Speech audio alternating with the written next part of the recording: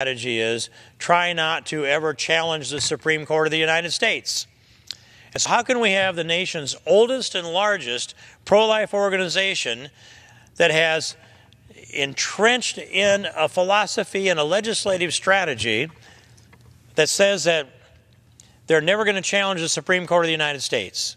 If you're not going to challenge the Supreme Court of the United States, then it's on your head and on your conscience of anybody, not just National Right to Life, but anybody who says, I'm not willing to challenge the Supreme Court of the United States, I'm not willing to challenge Roe versus Wade, Doe versus Bolton, or Planned Parenthood versus Casey, then you are de facto accepting the idea that there will be, accepting the actual reality of 1 million abortions a year as far as the eye can see.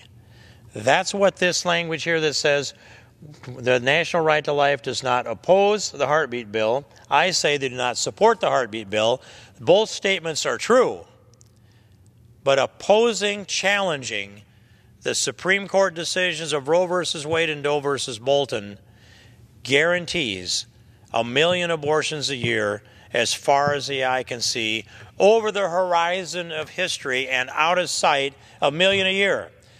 We've seen 60 million abortions in the United States of America in the last 45 years.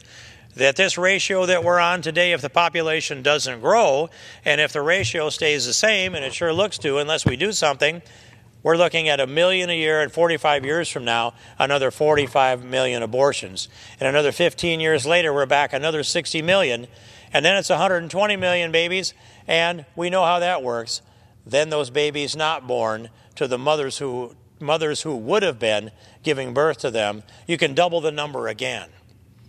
But already we're missing the entire population of the United States of America of 100 years ago as a result of the abortion since 1973. And this nation must step up to the moral principle that every human life is sacred. They're sacred in all of their forms. In fact, Governor Bob Casey, Democrat governor of Pennsylvania, since passed away, God rest his soul, said human life cannot be measured. It is the measure itself against which all other things are weighed.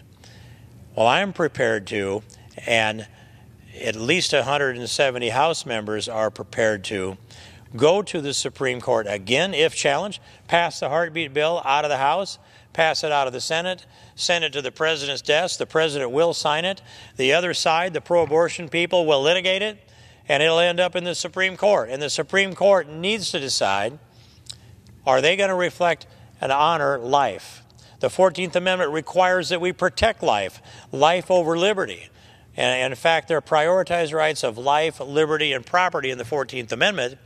And in the Declaration, it's life, liberty, pursuit of happiness. But always life is number one, Mr. Speaker. Life is always number one. And this country must step up and defend human life. And I want to